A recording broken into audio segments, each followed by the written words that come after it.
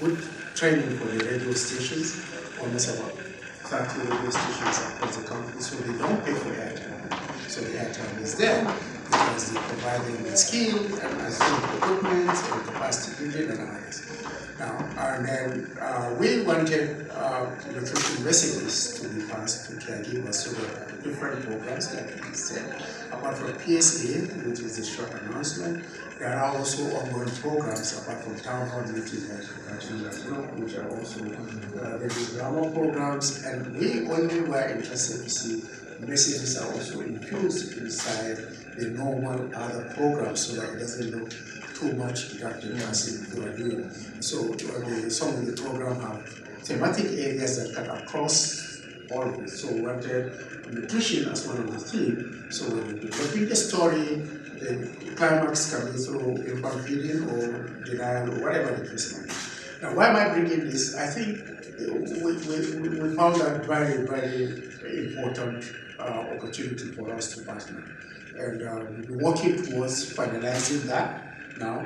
We're going to do the stakeholder meetings, which we are anticipating we're going to bring BBC along to join us because unlike what we've raised, is actually representing another unit of the big BBC, which lucky enough, they have created an identity of trust and credibility that the other BBC has yes, have lost. Yeah, so I think we need to also look at that opportunity to see how we can.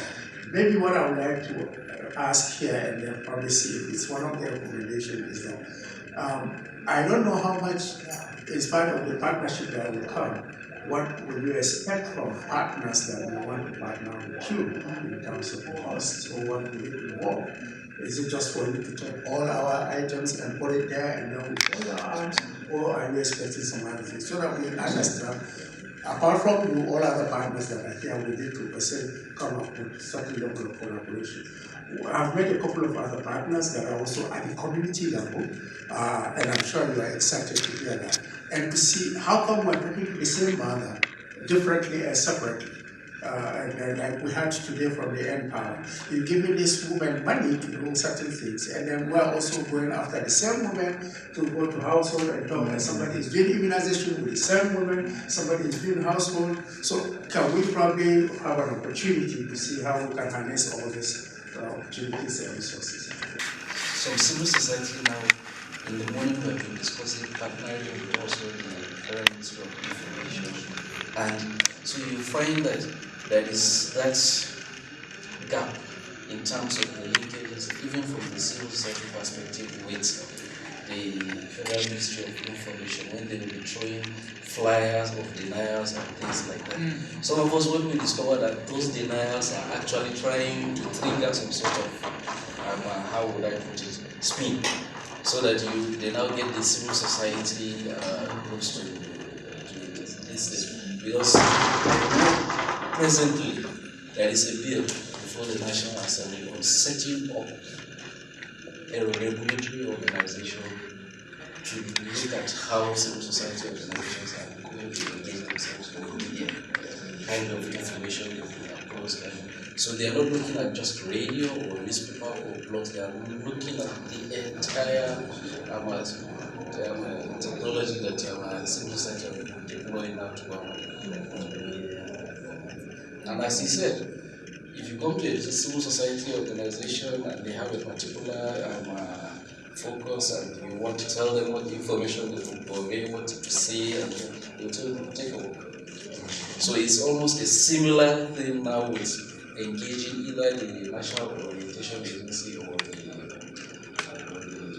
Federal Ministry of Information. The civil society organizations, they wouldn't want to just be the conduit of conveying information from the perspective of the government, but also want the government to hear what the people at the grassroots are saying in terms of their demands for good governance, as he said.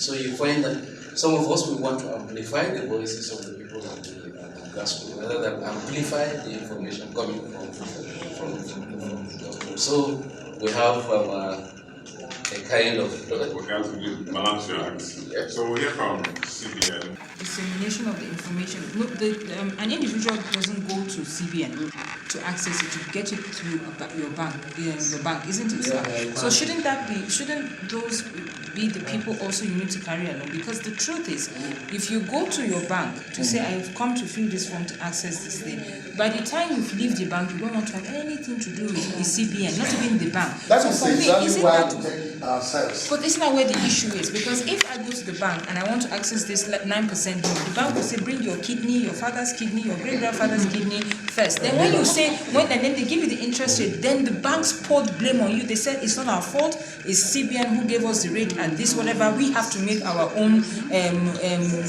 on top of it. And on top of it, they gave us 90 days to return the money, so you have to return the money in 9 days. So all those, no, seriously, sir. So I think for me, your disconnect from correct. What you're saying is correct. The problem we have in most of our interventions is that we use our competitors to sell our program to our people, because we actually supervise banks. But they are there to make profit. They are only going for 23%, and you have your own, whom you use them as midwife to give to them at free interest rate. They will make your own not workable, so that you come and access their own. Part of my report from the one we just come back from is to tell Central Bank to find a way of reaching these people direct. Data for the whole country, and for the north it's very, very accurate, including like what services they provide, location, pictures. For that's for primary, secondary and tertiary healthcare. It's all available. Road networks data is available, markets, schools. Because we work all over the country, but depending on the projects, some states have more data. In Borno, for example, we're currently doing a settlement renaming, so we're actually going settlement by settlement. And Maiduguri. E-health. So if there's free information there, Budget IT shares a lot of free information, and their brand has been moving very quickly. So if there's some information they can share with everyone here. Of course, a lot of organizations reach out to us for a map for this location or some days for this location. That's the free one, not the one you pay for. No, we don't pay. I mean, even our concept is we do everything open source and we do everything free. So whatever data we do, it's either for the Nigerian government or for BMGF. We don't own any of the data. Okay, so it's a resource for data, as you can see. So that's one person we should tap into. And then Nigerian government forum. Some of them don't even have a roof. That's how. Something. I have something I would mention. Have we jotted down? Have we taken note of those recommendations? She's been doing that. And then the learnings also. Yeah. The Nigerian Governors Forum, most people only hear about it as Yes. There's actually quite a bit that goes on there. Part of what we try to do also is advocacy. So that's the one place where you get all 36 governors together. And what we try to do is use peer pressure to try to effect change. So for example, Lagos State, we monitor websites. What states have freedom of information? What states put information on their states out there? We did a report, sent it out, we spoke about it during one of the meetings. Lagos State in that year came forth. The governor literally went back to his state, fired the person that was in charge of, first of all, conducted a body to confirm those results. The body came back saying that Lagos was not supposed to come forth, they were supposed to come seventh. They went back, fired the person in charge. The next year they came first. So we try to use peer pressure to make exactly. So that's the advocacy part. I wish he was here. We have a media conference we're trying to put together on media with regards to reporting and governance, because people don't really understand what governance means. That's the truth. And the more you get citizens to understand what governance is, that governance is not just about building an office or building a hospital or building a road. That should actually change things. So those are the specific things we need to discuss. Can I interject to this? Let me just round up. Just like he said about data, I sat yesterday and today. There's all this discussion, about this is what we are doing and that is what we are doing. How do you decide what we are doing, first of all? How do you evaluate? Research. And how do you decide, okay, this year we did this. Is there anything with regards to when we did this, these were the results. After this, okay, we found this work, this did not work. What are we doing for how does it affect our decisions for the next year? And then all of this talk with development partners, and you know how they like, I was sorry to say for the development partners, what comes up and everybody rolls with it. So now the reigning thing is evidence-based. Yes, evidence-based. Of what data? Our state bureaus of statistics are non-functional. They are non-functional. So where is the data coming from? Because there's no federal, the National Bureau of Statistics cannot survive on its own. They are supposed to be fed information from the local governments and the states into the national that should drive national budget and planning decisions. But it's not there, it doesn't exist, and nobody sees that it's an issue. I was having a discussion with somebody today in the afternoon, and the person was saying that, oh, it's too big a project to carry on. But it's the basis to what everything. We are also talking population is increasing, population, and Madam Margaret is doing a lot of work with regards to our population. But the basic fundamental statistics. And then for the data that, for example, your organization, which is really good, that your organization generates, is there a house that is pulling all of this together? Every NGO is working on this data and that data, but the state bureaus of statistics and the local, down to the local government level, they are supposed to be the collating houses, such that you need information on Lagos, on anything, any sector. You go to the Bureau of Statistics and you get the information. So what can we do now? We need to strengthen the state bureaus. From what I understand, Kaduna, I've been in discussions with LEAP to try to see if they can push that project.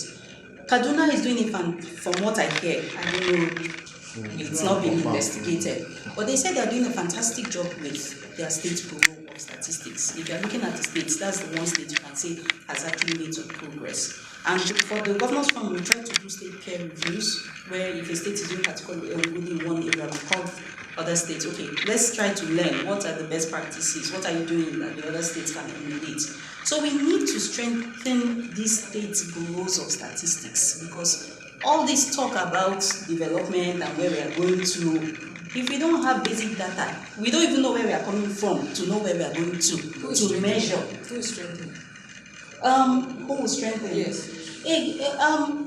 A group has to take. I was hoping that the governor fund, because we are supposed to be doing working with the governors, and that's the one place where you get everybody together.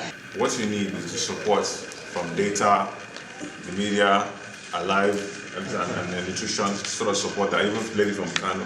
So I think even getting something like that, you can use that the information you have from different groups to also sell that message. So in other words, they can support you, that without somebody having to spend money. You know what I mean? So I think that message is So my name is Sarah Maka, the country director for the One campaign here in Nigeria. And what does One do? One, the goal that I really like is eliminate the injustice of poverty, because I think that it's a large enough thing, it's true, but it's huge. So what are we doing in Nigeria? We're working on education, health, agriculture, a gender lens on all of these things, transparency and accountability, and security development. So we're trying to do some work in Borno State. We're trying to figure out who's doing what where, because Borno State, everyone, there's lots of people happening, lots of things happening there. I think how we work is important, and that's what sets us apart. One is policy. So when you talk about data, actually having this information, what happens now is everyone's doing their own data gathering in small. We're wasting money. Everyone's wasting money doing the same thing that a few people could do it, because we have to move with evidence, as you say. So policy and data is a very important part of what we do. Politics is huge, because to get policy implemented, we need to work with the governance forum, the political system.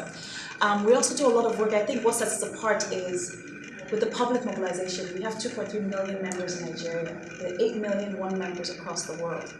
And what that means is, how do we do citizens' action? How do we get the attention, the voice of citizens for governance, to keep our government accountable? So we really try and engage our members and grow that membership engagement.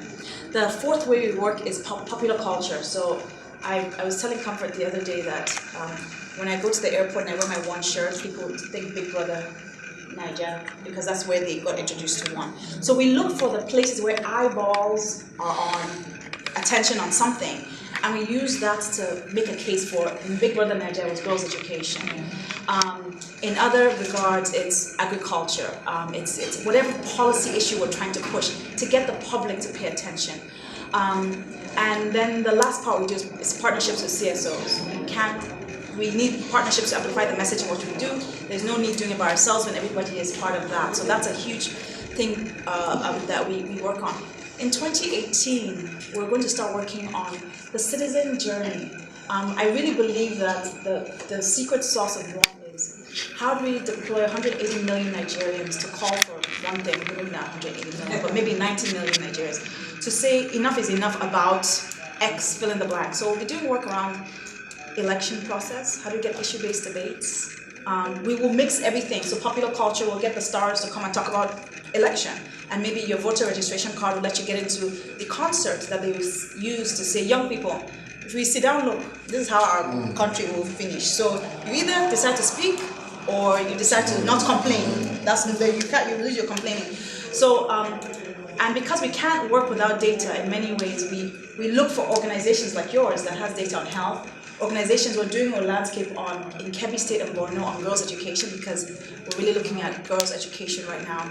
We're doing work on agricultural budget. Where's the agricultural budget going to for women and young people? We have to start there, and then we use all the other things to advocate. And at the end of the day, one is an advocacy and campaigning organization. So that's our big thing. I feel like in many ways we're part data, we're part media. Because we say, what is the data saying? What needs to change? Then we use media to amplify all of that. How would you advise her to work with government better? I know you work with different questions. Should she change her model and go to traditional roles to influence government? What do you think she should do?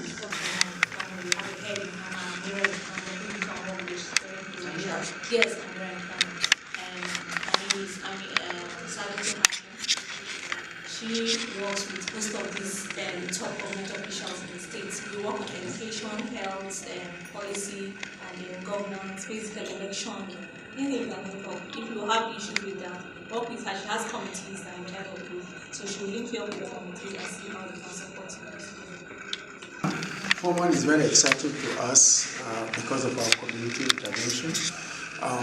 We are primarily in Kaduna and in Lagos, which I am sure I know Forman is very strong in those communities, in those states. Now, my question is, if you are also a grantee to Iran Millennia, and we are also hoping to engage with Forman to reach mothers at the community, of course, to do community house visits and talk to mothers. Is it something that you're already doing that we can buy into, or we are engaging Forman as another sub-NGO or CSO? How would that look like? DRPC is the coordinating body. DRPC, Development Research and Program Initiative or Project Initiative. Yes. So what they do actually is sub-platforms. So basically we work in Lagos too and work in Ghana. So right now in your project we have Amiras there, yes. And you can see how you can sit down with them, because I can't speak for them right now. But if you sit with them, you can come up with something on how you think you can move forward on the project, basically. But I'm sure they are working in the communities that you are working, so it's not going to be difficult to link up with them. But if you want their contacts, you can give them to you.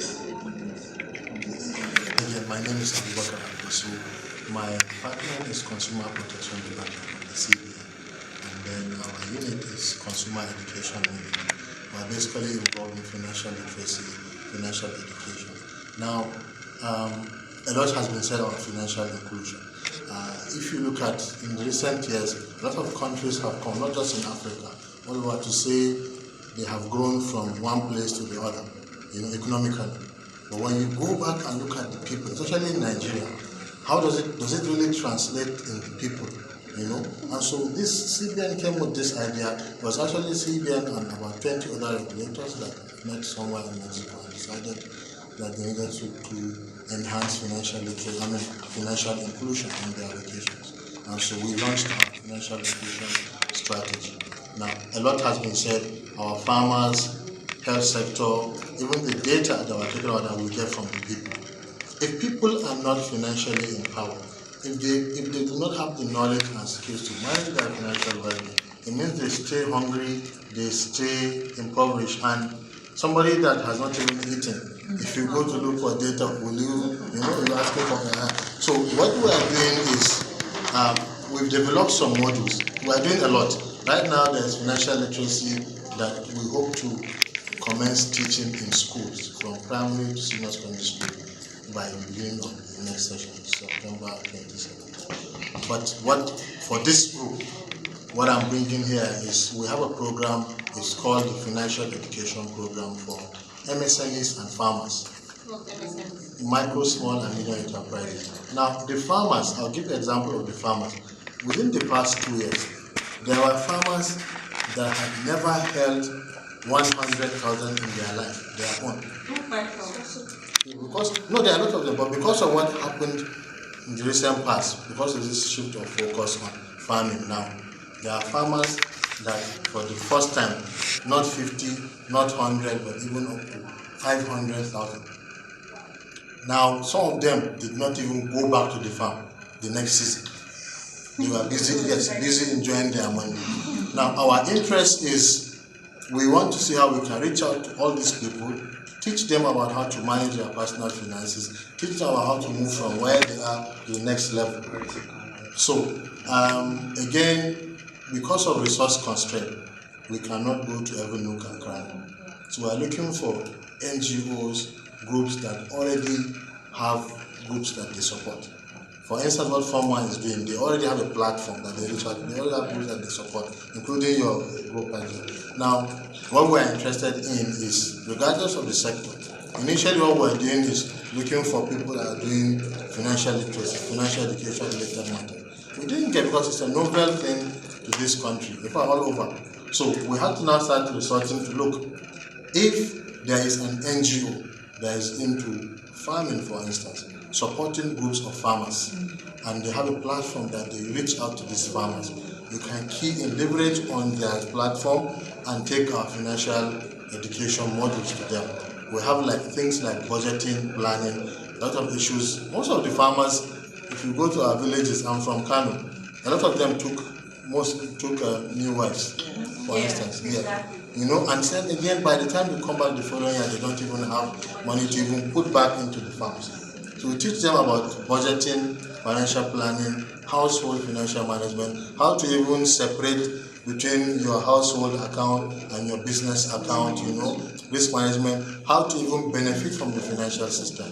There are a lot of, like he said, opportunities for loans out there, or for credits out there, but people don't even know, so they don't even have them. So I'll really be happy if at the end of this event, I have contacts with you guys that have already platforms that use out to the people.